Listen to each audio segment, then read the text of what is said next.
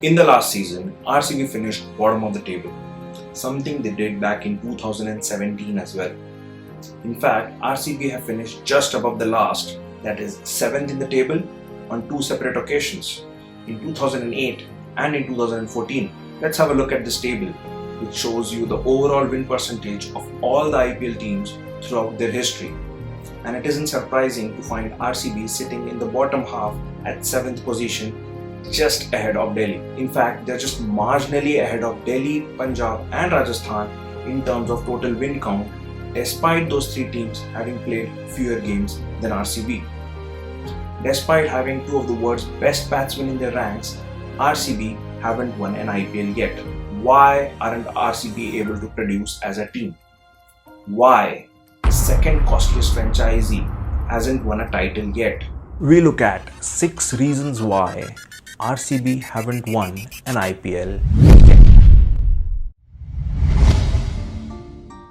Considering the first 6 games of each of the last 12 seasons in the IPL, RCB have collectively managed to win a total of 29 games. They lost 42 meanwhile, and one match yielded no result. Now, if you look at this table as an RCB fan, you would feel ridiculous. In fact, in the last season, RCB did not win any of their initial 6 games. It points to an underlying problem of mental readiness and preparation. The team's coaching staff and the captain have to take some part of the blame for their pathetic performances in the starting of the season. Another reason for this slow start is not having a fixed 11. Too many times after a defeat, the team management has chopped and changed the team. I mean, you have to know your best 11 before the start of the season and give them confidence by playing them consistently. The tinkering also plants a seed of doubt in the players' mind who start doubting themselves, including the well-established international stars who start wondering whether the team management and the captain know what they are doing. Cricketing legend and first ever RCB captain Rahul Dravid had this to say: Bangalore have never balanced their team very well.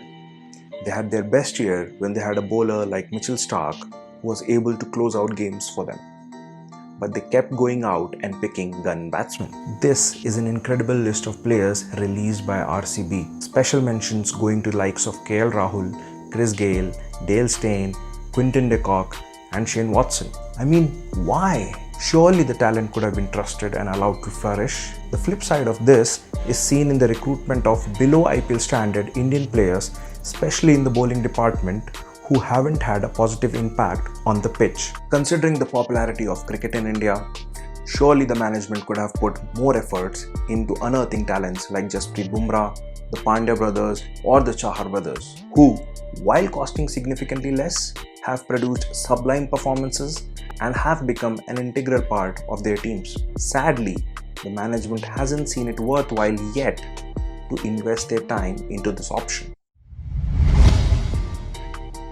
Rahul Dravid was quoted saying, when they got into the IPL, Chennai probably had an advantage over the other franchisees because of their owners, India Cements, were already in business of running cricket teams. He further added that CSK was the most high-profile team that they ran. So in a sense, they had people on the ground and the scouting department was better right at the start than any other team.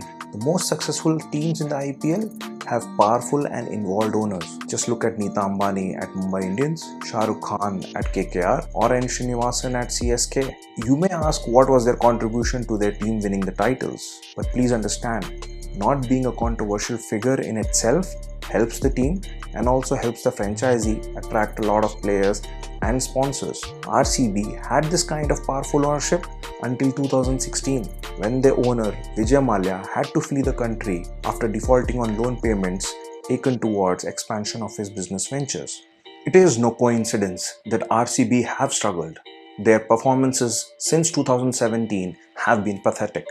It was a matter of huge debate in the country and attracted a lot of negative press for RCB. Then, a representative of United Spirits, Mr. Amrit Thomas, was appointed the chairman of RCB.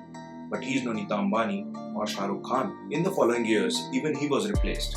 And his replacements too doesn't seem to have any kind of positive or even negative impact on the team. A motivated owner could push their team to give an additional 10% on the pitch. And T20 being a game of fine margins, that additional 10% can prove to be decisive.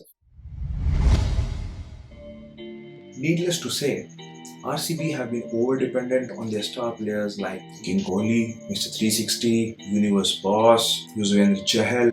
Let's look at some of the stats. Batting department first. In 2019 season, RCB had two players in the top 20 run scorers in the tournament, Virat Kohli and ABD, while the finalists Mumbai and CSK had 4 each. In 2018 season, RCB again had only two batsmen in the top 20 run scorers, Virat Kohli and ABD, while the finalists CSK had 4 and SRH had 2, which included the orange cap holder Kane Williamson. In 2017 season, RCB did not have a single batsman in the top 20 run scorers, while the finalists Mumbai Indians and Rising Pune Super Giants had 4 each. Comparing this to the 3 seasons that RCB made into the finals, in 2016, RCB had 3 batsmen in the top 20, Virat Kohli, ABD and KL Rahul. In 2011, they had 2 batsmen in the top 20, Virat Kohli and Chris Gayle. And in 2009,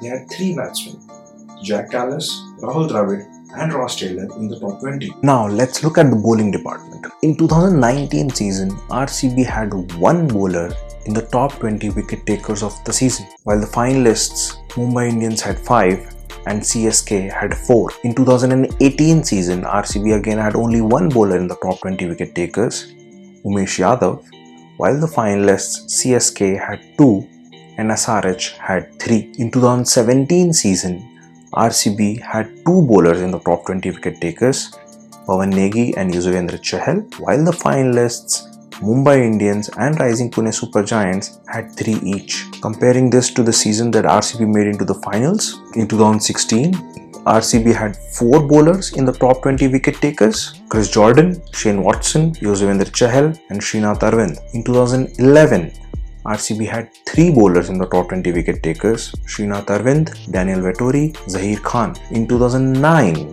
RCB had 2 bowlers in the top 20 wicket takers, Anil Kumble and Praveen Kumar. To back this up, we got another stat. You'll be surprised to know that the total contribution of Virat Kohli, ABD and Chris Gayle amounts to a whopping 44% of the total runs scored by RCB in their entire history. The next highest contribution coming from extras with additional 5% of the total runs. I mean, what the hell is the rest of the squad doing? This is definitely not good. To sum it all, you need 3 players to have a great season or 5 to 6 players to have a really good season to make the final, both batting and bowling included, something which RCB failed to do consistently. While relying on star players is good, over-relying on them to deliver titles is illogical. The RCB squad needs to wake up and smell the coffee. The star players need their support.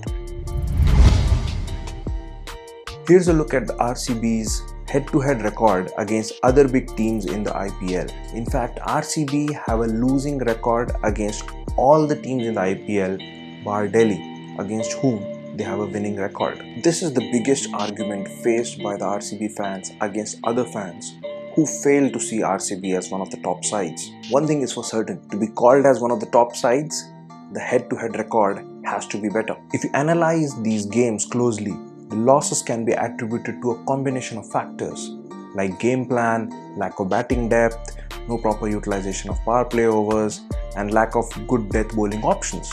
Which brings us to the 6th and the final point of the video.